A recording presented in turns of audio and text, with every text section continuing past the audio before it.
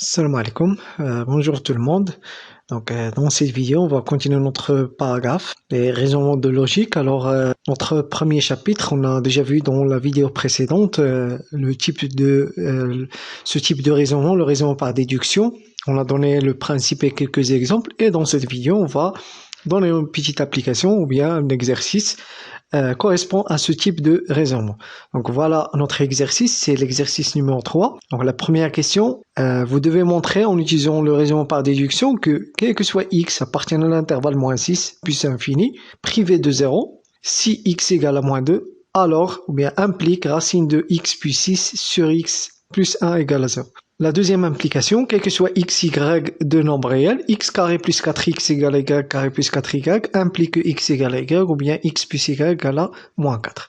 La troisième implication, quel que soit n un entier naturel, si n est impair, implique que n carré est impair. La deuxième question, on va montrer que cette implication, quel que soit x appartient à r, x plus 2, le tout carré égale à 4, implique que x égale à 0, alors cette implication est fausse. On va voir comment montrer qu'elle est fausse. Donc on commence par notre première implication. Là voilà, donc quel que soit x, un nombre appartient à cet intervalle privé de 0, nous avons cette implication. Donc on a déjà vu concernant ce type de raisonnement, le raisonnement par déduction, quand il s'agit d'une implication comme ceci, alors qu'est-ce que vous faites? Tout simplement, vous allez supposer que x égale à moins 2, et vous devez montrer que racine de x plus 6 sur x plus 1 égale à 0. Donc voilà ce que vous devez faire. Donc on commence par x égale à moins 2 et on va voir ce que ça donne. Vous fixez d'abord x, soit x un nombre réel appartient à cet intervalle, moins 6 plus infini privé de 0. On commence par x égale moins 2.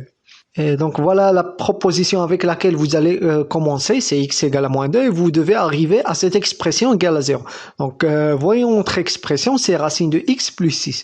Donc d'abord vous devez avoir x plus 6. Donc qu'est-ce que vous faites tout simplement? Vous allez ajouter 6 dans chaque membre. Vous ajoutez 6 ici, vous ajoutez 6, vous utilisez cette propriété, alors quel que soit x, y appartiennent à R, quel que soit alpha le nombre réel, x égale à y, ça est équivalent à dire que x plus alpha égale à y plus alpha. Vous avez ici une équivalence. Donc, concernant le sens, premier sens, c'est-à-dire le sens direct ou bien l'implication directe, alors vous ajoutez alpha ici, et concernant l'implication réciproque, vous retranchez alpha, ou bien vous ajoutez moins alpha dans chaque membre. Donc, moins alpha ici, vous simplifiez, ça reste x égale à y. Donc, vous avez une équivalence ici. Donc, voilà ce qu'on a fait. On a ajouté 6 dans chaque membre. Donc, x plus 6 égale à moins 2 plus 6, c'est-à-dire 4. Ici, nous avons encore 1 sur x. 1 sur x ou bien racine de x plus 6 sur x. Donc, vous devez arriver à 1 sur x. Vous devez avoir 1 sur x. Donc, 1 sur x égale à quoi? 1 sur x égale à 1 sur moins 2. On a utilisé cette propriété. Quel que soit x, y de nombre réel non nul, si vous avez x égale à y, ça est équivalent à dire que 1 sur x égale à 1 sur y, c'est-à-dire l'inverse de x est égal à l'inverse de y. Donc ici vous avez x égale à moins 2, donc l'inverse de x égale à l'inverse de moins 2, c'est-à-dire 1 sur x égale 1 sur moins 2. La racine carrée de x plus 6, c'est quoi? C'est la racine carrée de 4. On a utilisé cette propriété, x égale à y, ça est équivalent à dire que racine de x égale à racine de y, et ça c'est pour tout x, y appartiennent à R+, c'est-à-dire de nombres positifs. On ne peut pas parler de la racine carrée d'un nombre négatif. La racine carrée d'un nombre négatif, ça n'existe pas, ce n'est pas un nombre réel. Donc ici, on a fait la racine carrée de x plus 6 est égale à la racine carrée de 4. Racine carrée de 4, c'est 2. On conserve notre deuxième égalité, 1 sur x égale à 1 sur moins 2. Maintenant, qu'est-ce qu'on fait? On va multiplier ces deux expressions, racine de x plus 6 fois 1 sur x, pour avoir notre expression, celui-ci, c'est-à-dire racine de x plus 6 sur x. Ça, c'est quoi? Ça, c'est racine de x plus 6 fois 1 sur x. C'est-à-dire, nous avons ici le produit de racine de x plus 6 et 1 sur x. On va faire leur produit, le produit de racine de x plus 6 et 1 sur x. Donc, on va utiliser cette propriété, quel que soit x, y, a, b des nombres réels. Si x égale à y et a égale à b, alors ça implique que x fois a égale à y fois b. Donc nous avons ici juste une implication, nous n'avons pas l'implication réciproque ou bien le sens réciproque. Donc voilà, on va multiplier. Nous avons racine de x plus 6 égale à 2 et 1 sur x égale à 1 sur moins 2. Alors, on fait le produit racine de x plus 6 fois 1 sur x. Donc ça fois ça est égal à 2 fois moins 1, 2 fois 1 sur moins 2.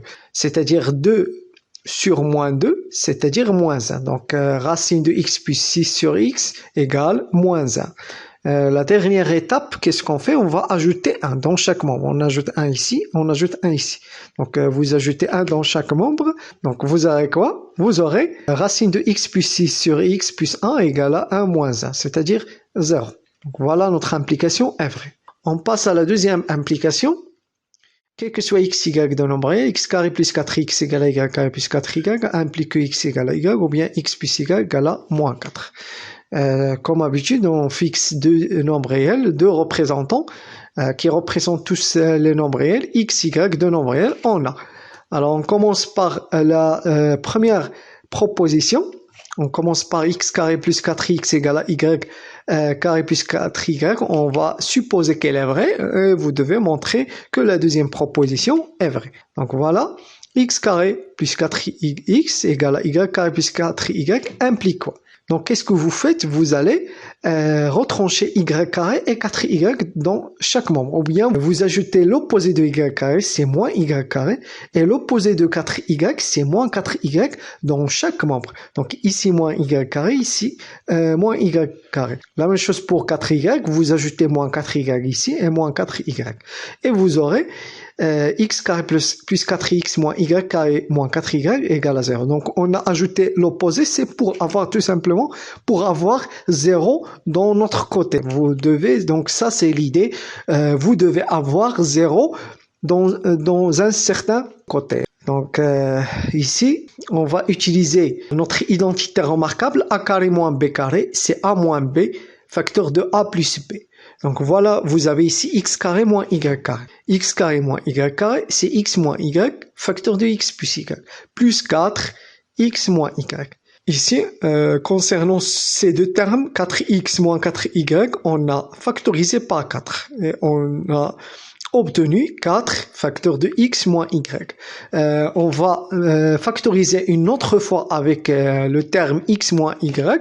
Donc on va factoriser par ça, x moins y. Donc ici ça reste x plus y. Ici ça reste plus 4. Donc on a obtenu x moins y fois x plus y plus 4, ça égale à 0. On va utiliser cette propriété a fois b égale à 0. Équivalent à dire que A égale à 0 ou B égale à 0. Donc, si vous avez un produit qui est égal à 0, alors l'un des deux égale à 0. Donc, voilà A, voilà B. Donc, soit X moins Y, ça sera égal à 0, ou bien X plus Y plus 4 égale à 0. Donc, voilà, nous avons deux égalités et vous allez voir qu'on va arriver à notre deuxième proposition. On va arriver à x égale à y ou bien x plus y égale à moins 4. Donc, x moins y égale à 0, ça implique que x égale à y.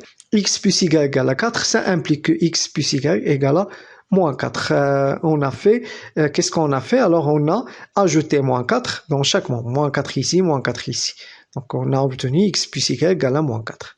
Donc, notre implication, elle est vraie. La troisième implication, n impair, implique que n carré est impair. On fixe d'abord notre entier naturel, soit n un entier naturel. Ça, c'est un représentant, c'est-à-dire ce qui est appliqué à cet entier naturel, ça sera appliqué à tous les entiers naturels. Donc, si n un entier naturel impair, alors n carré est aussi impair. D'abord, on va commencer par ce petit rappel. Alors, vous avez cette équivalence, n un entier naturel impair, ça est équivalent à dire que n s'écrit sous la forme de k plus 1. K est un entier naturel. Donc, voilà la forme générale d'un entier naturel impair, c'est 2k plus 1. La forme générale d'un entier naturel pair, c'est 2 fois k, 2 fois un entier naturel. Donc voilà ce qu'on va utiliser.